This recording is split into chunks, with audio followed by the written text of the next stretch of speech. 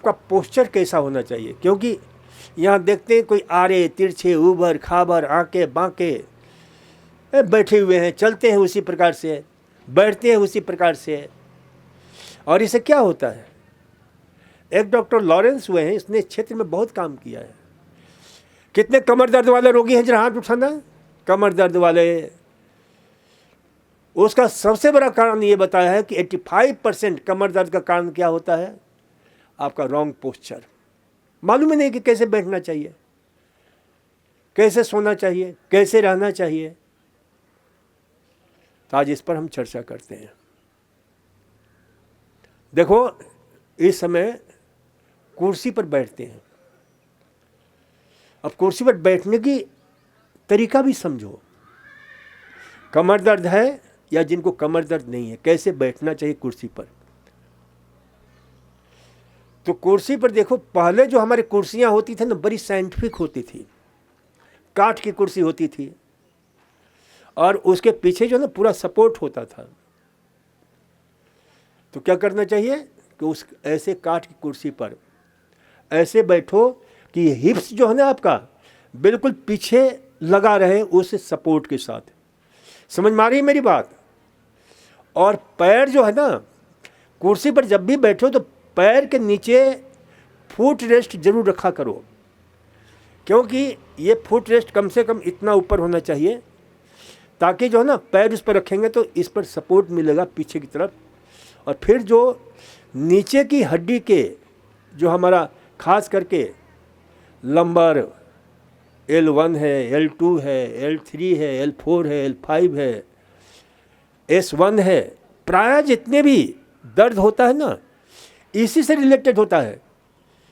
अब बहुत सारे रोगी आते हैं, इतना इतना बड़ा बड़ा MRI करा करके, CT स्कैन करा करके, मैं कहता इसको रख दो, मैं तुम्हारी बीमारी अभी बताता हूँ। और मैं बताता हूँ तुम्हारे L3, L4, L5 में के बीच में जो है ना, और L5 S1 के बीच में क्या है, डिजेनरेटिव चेंजेस हो गए हैं।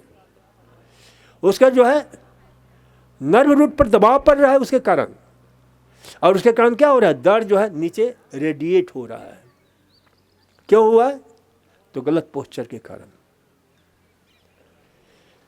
तो कुर्सी पर कैसे बैठना चाहिए, कुछ मालूम हुआ आप लोगों को? किसको मालूम हुआ?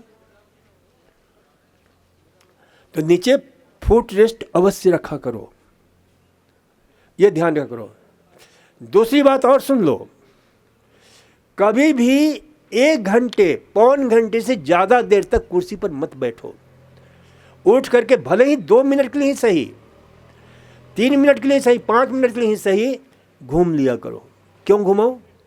क्योंकि नहीं घूमने से क्या होता है, खून का दौरा लगातार बैठने से रक्त संचार धीमा हो जाता है। तो पहले से ही आपको दर्द हो रहा है, वहाँ खून का दौरा अच्छी तरह से नहीं होगा, तो परिणाम क्या होगा कि और दर्द बढ़ेगा और तकलीफें बढ़ेगी।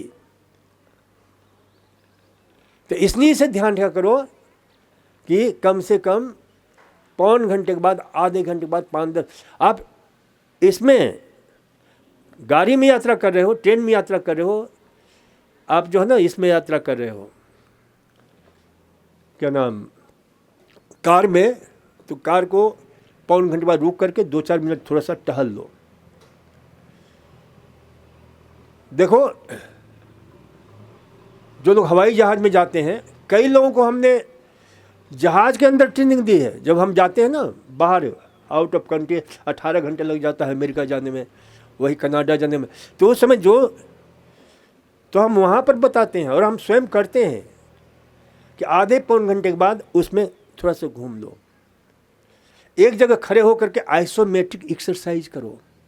नहीं तो क्या होता है, जेट लैग हो जाता है, जिसको बोलते हैं टाइम जोन चेंज सिंड्रोम। ये विशेष बीमारी हो जाती है, time zone change syndrome, jet lag.